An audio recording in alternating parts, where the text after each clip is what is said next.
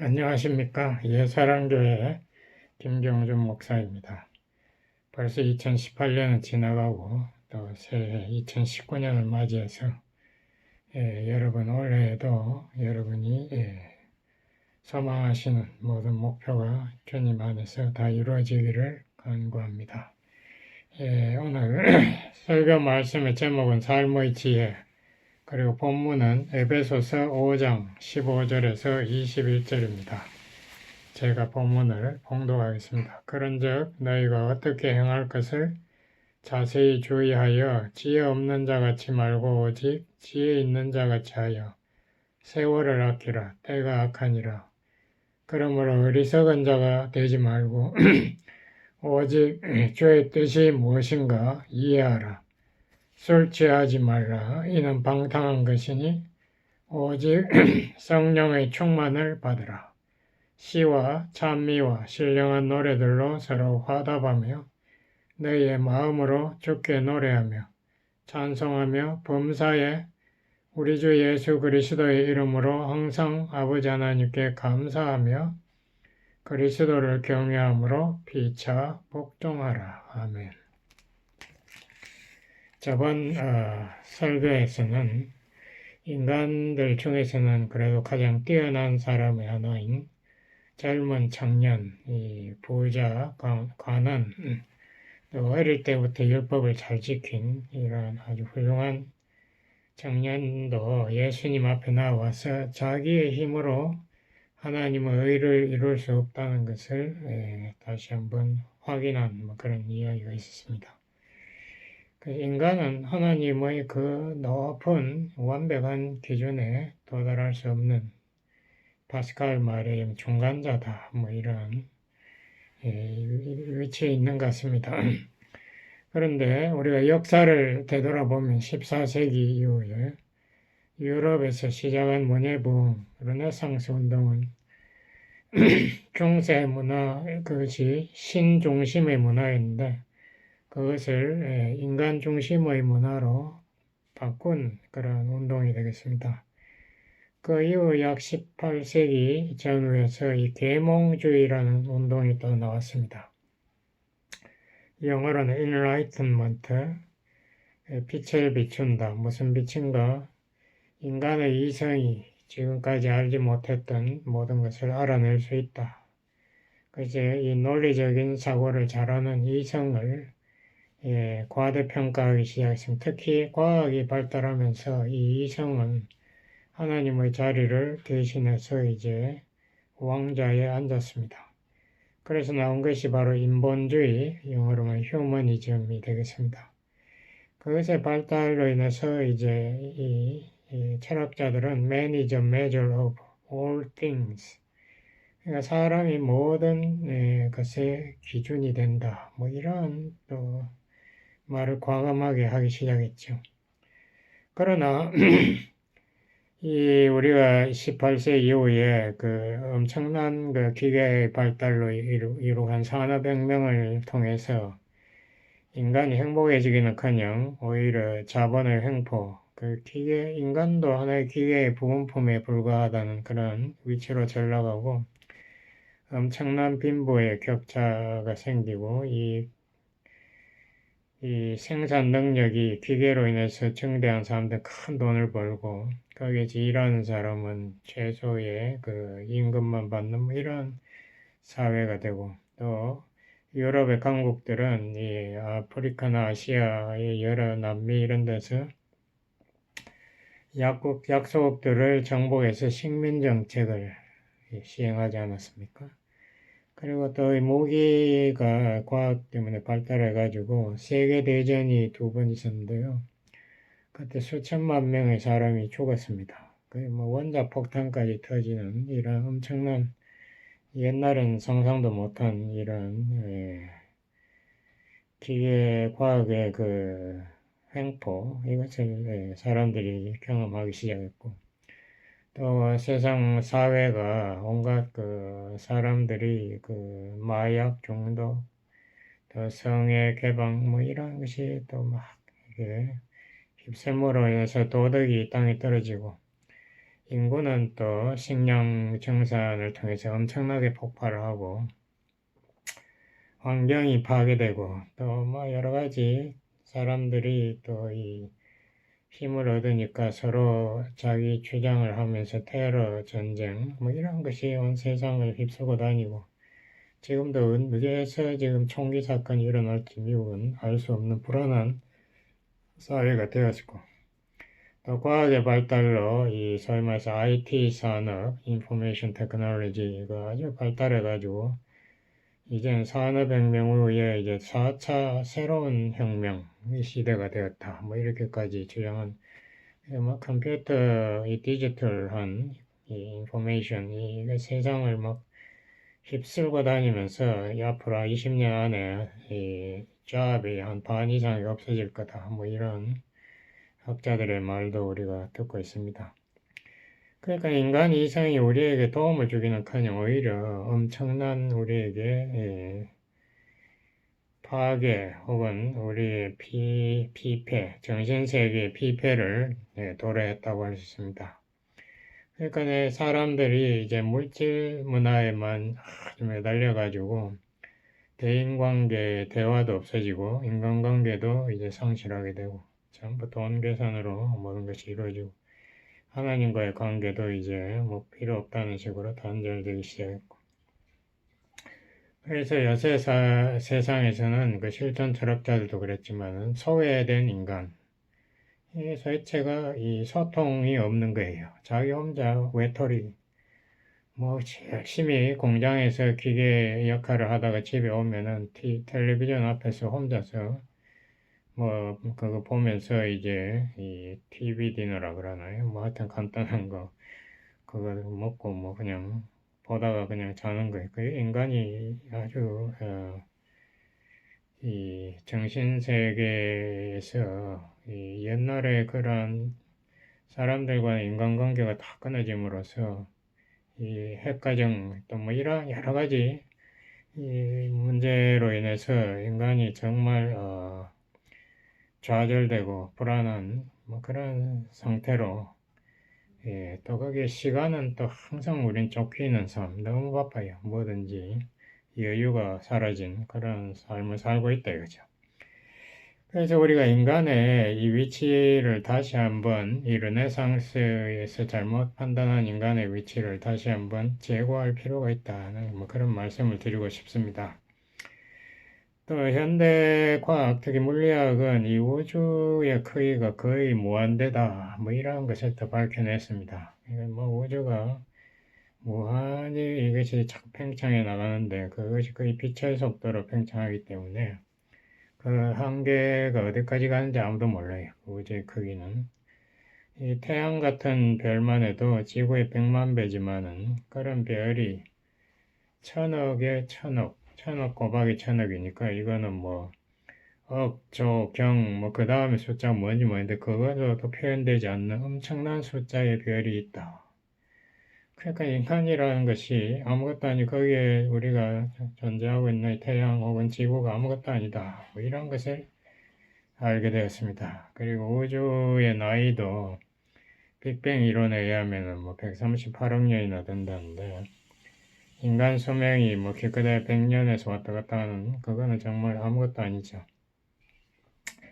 그래서 이러한 것에 대해서 시편 90편 모세의 기도가 이야기하고 있습니다. 그래서 제가 그걸 한번 봉독하고 이 말씀을 계속하겠습니다.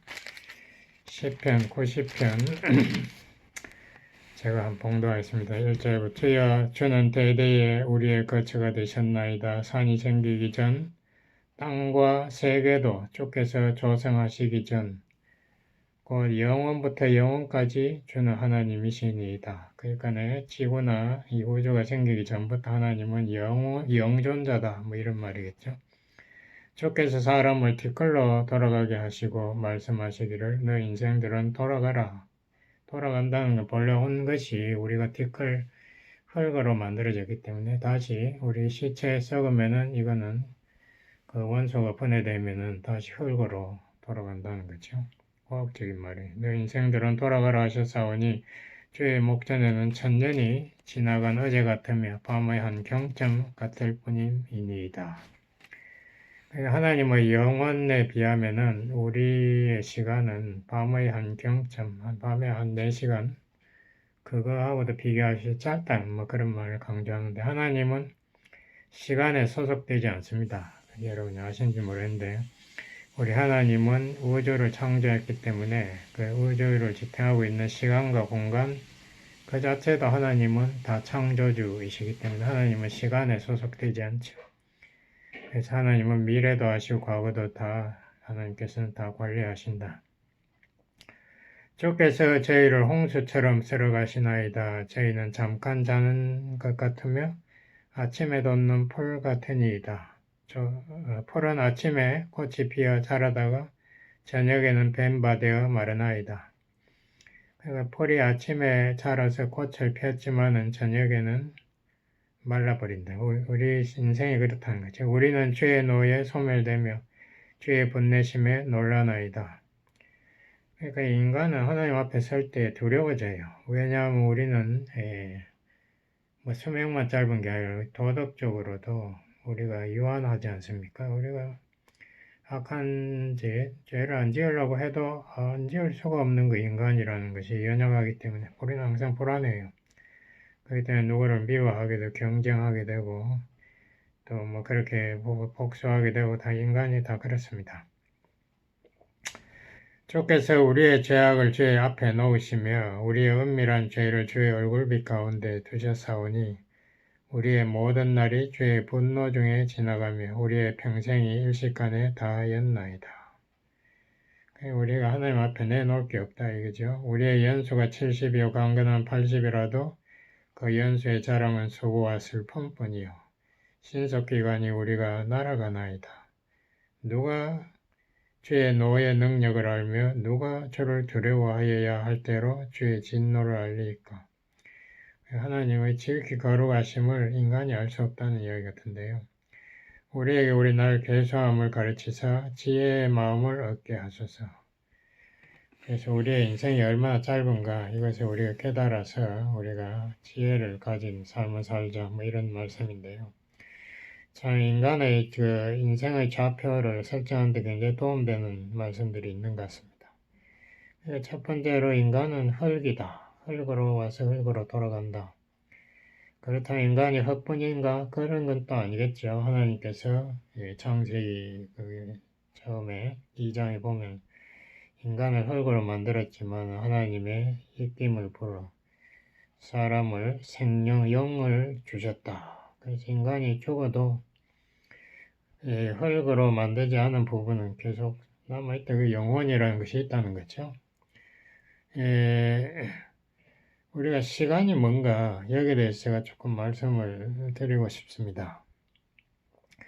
이 시간이라는 것은 우리가 멈추게 할 수가 없지만은 계속 우리를 지나가요.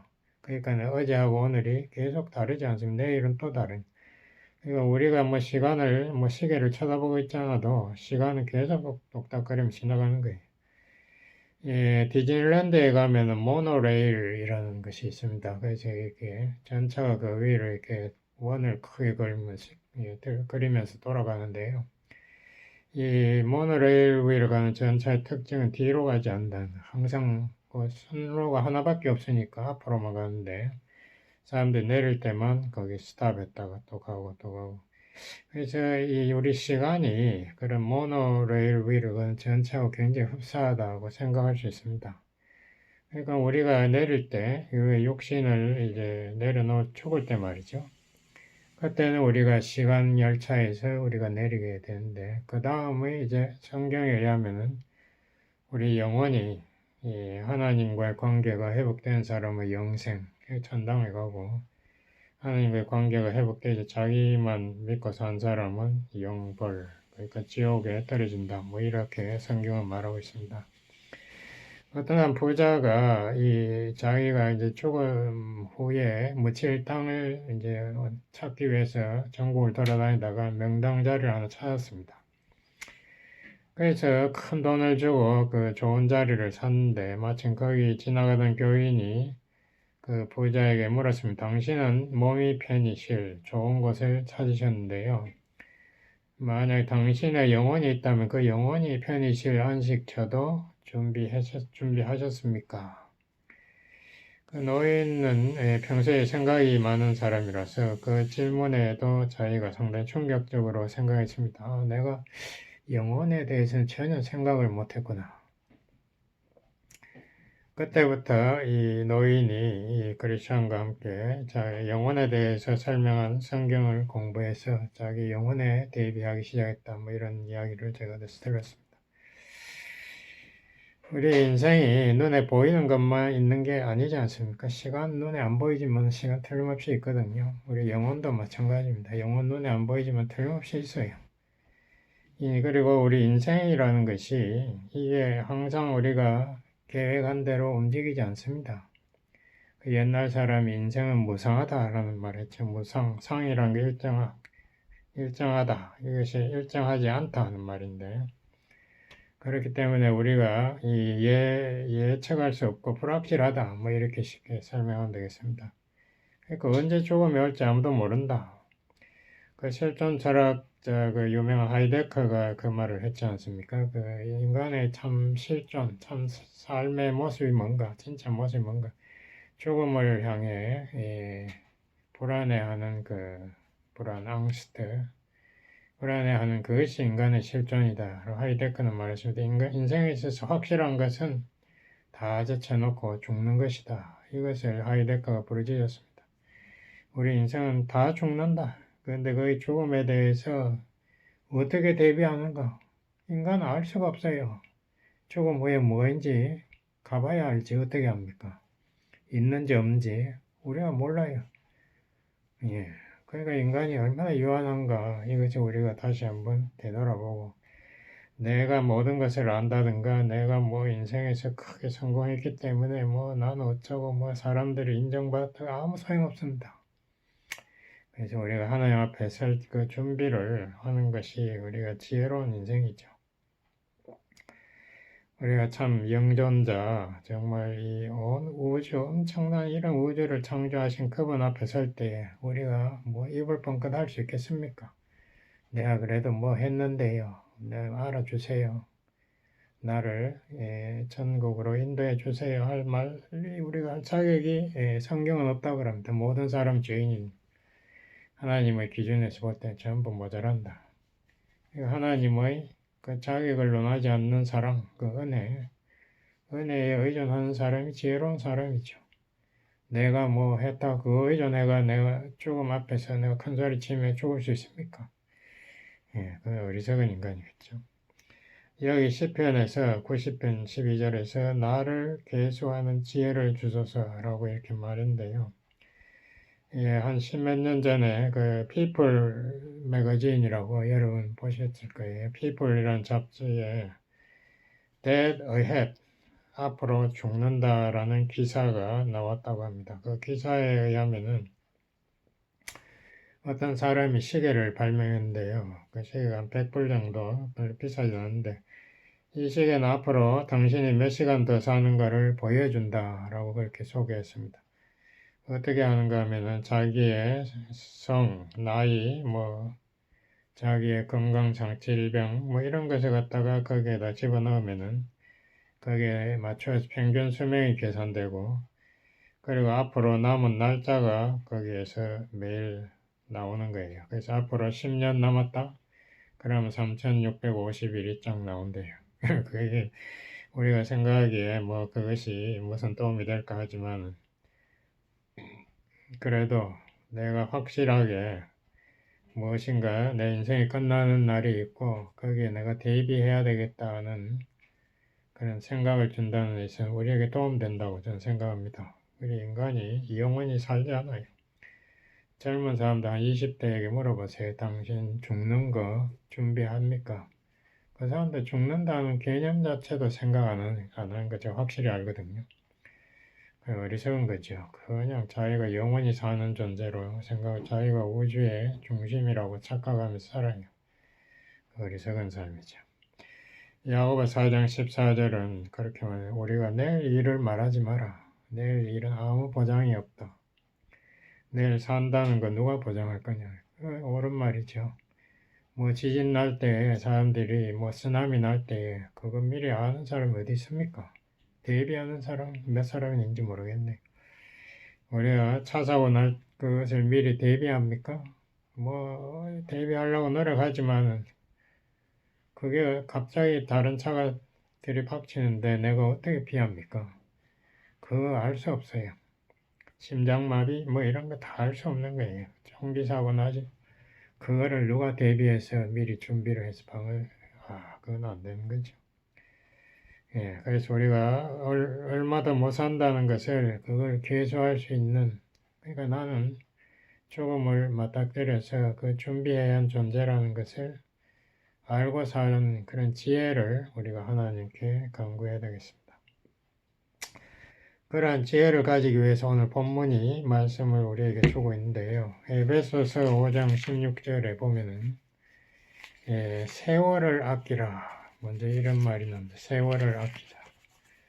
그런즉 너희가 어떻게 행할 것을 자세히 주의하여 지혜 없는 자같이 말고 지혜 있는 자같이 하여 세월을 아끼라. 근데 여기 밑에 그 각주에 보면요. 기회를 사라. 헬라어 자체는 세월에 두 가지 다른 단어가 있다고 합니다. 일반 달력, 시계같이 가는 시간을 크로노스라고 하고, 특별한 시간, 그거 하나님이 주신 기회 혹은 하나님의 때, 그거는 카이로스라는 다른 단어를 씁니다. 여기 지금 본문에 나온 세월을 아끼라는 카이로스 이야기. 그러니까 하나님 주신 기회를 활용하라, 뭐 이런 뜻입니다. 하나님의 기회를 허비하지 마라.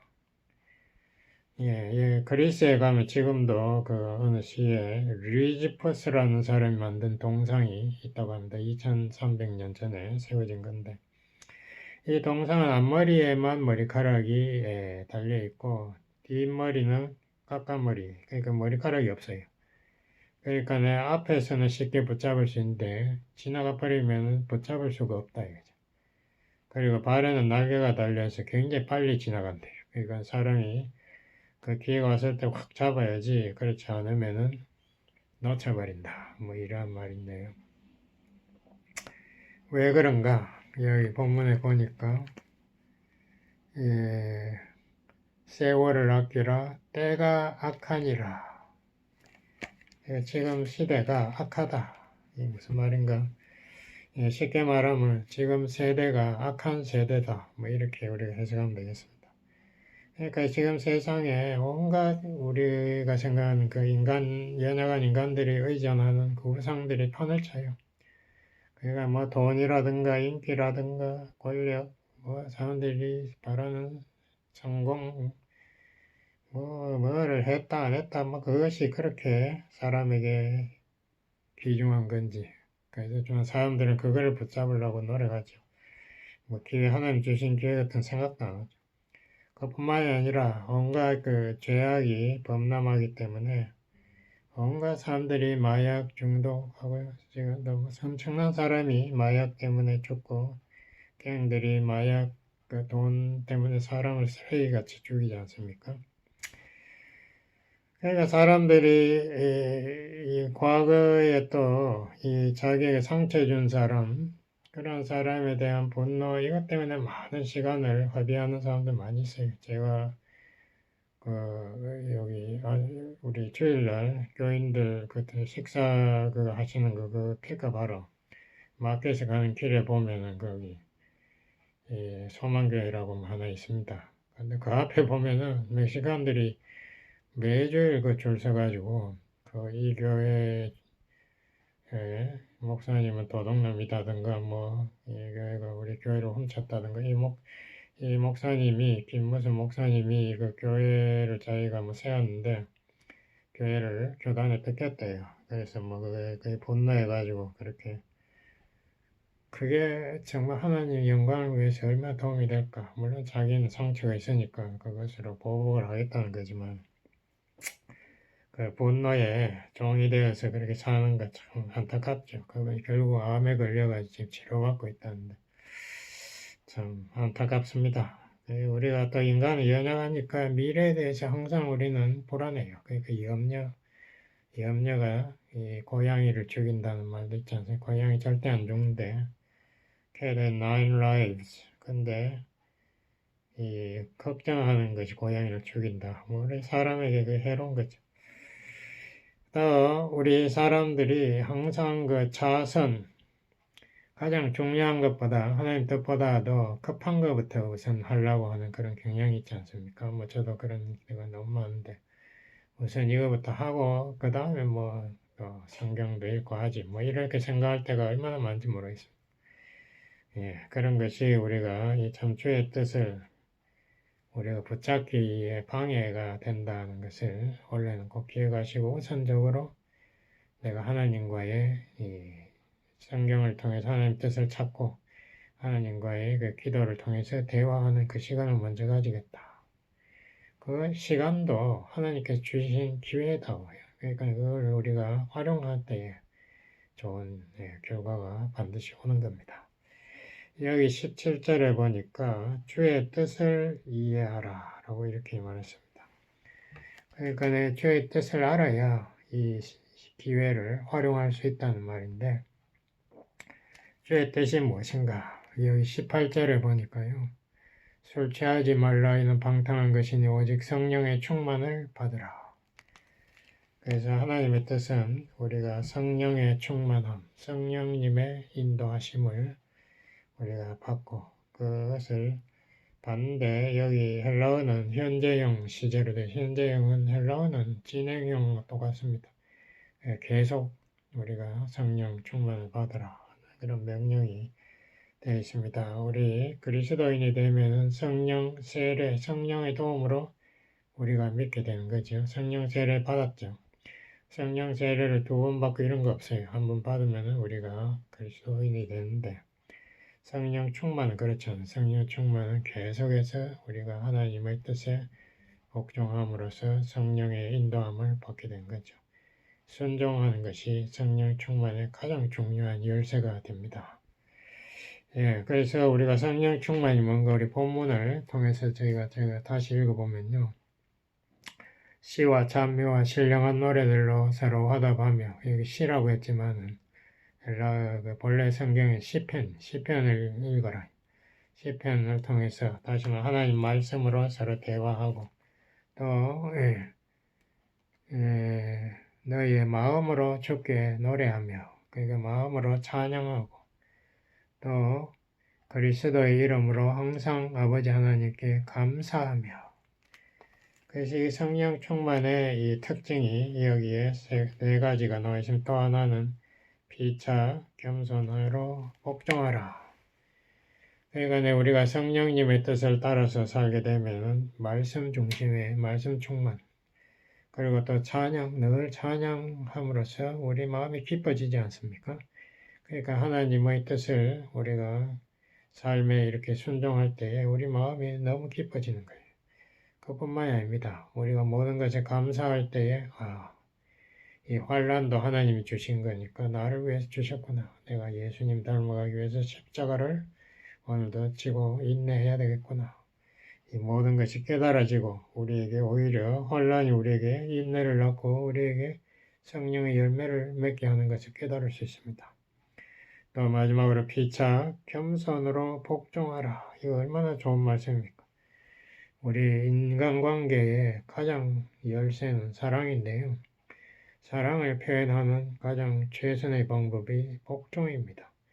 내가 상대방의 인격을 인정해주고 존경해주고 그렇게 함으로써 상대방의 의견을 내가 받아서 따라줄 때에 그 가정에는 행복이 꼽히는 겁니다. 성령이 충만한 가정이 되는 겁니다. 우리가 2019년 우리가 성령 충만한 이 말씀을 따라서 우리가 하나님이 주신 그 시간을 활용하는 귀한 한 해가 되기를 바랍니다. 기도하시겠습니다. 아버지 하나님 감사합니다. 올해 한 해가 정말 하나님의 그 귀한 시간을 활용하여 하나님께 영광 돌리는 성령 충만한 한 해로 축복해 주세요. 예수님 이름으로 기도드렸습니다. 아멘.